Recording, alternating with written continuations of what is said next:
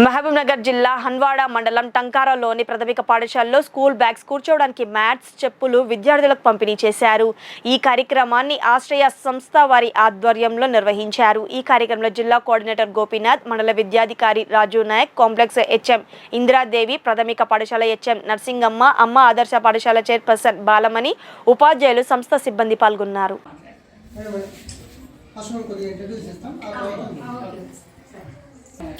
ఈరోజు తల్లిదండ్రుల సమావేశం ఉంటుంది కాబట్టి ఈరోజు ఇస్తే ఇంకా బాగుంటుంది అనే ఉద్దేశంతో ఈ కార్యక్రమాన్ని ఈరోజు పెట్టడానికి నిర్ణయించుకోవడం జరిగింది.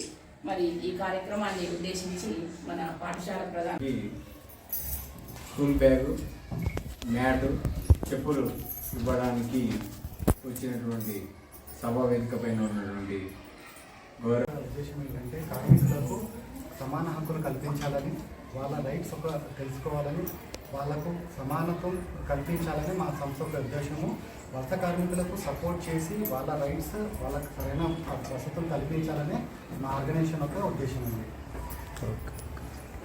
కానీ ఆశ్రయ సంస్థ వాళ్ళు చేపట్టిన ఈ హెల్ప్ఫుల్ కార్యక్రమము ఏ విధంగా ఉపయోగపడుతుందంటే, ప్రైవేట్ స్కూళ్ళకు తమ తల్లిదండ్రులు తమ పిల్లల్ని పంపించకుండా గవర్నమెంట్ పాఠశాలలకే పంపించడానికి ఎన్జిఓ సంస్థ వాళ్ళు హన్వాడ మండలంలో చాలా పాఠశాలలకి వాళ్ళ సంస్థ తరఫున పిల్లలు కూర్చోవడానికి మ్యాటు, అదేవిధంగా స్లిప్పర్స్, చెప్పులు, అదేవిధంగా బ్యాగులు అందిస్తున్న గోపీనాథ్ గారికి సంస్థ మైగ్రెంట్ రెసిడెన్స్ కొలాబరేటివ్ అనే ఉద్దేశంగా ఇక్కడ జిల్లాలో పనిచేయడం దీని నుంచి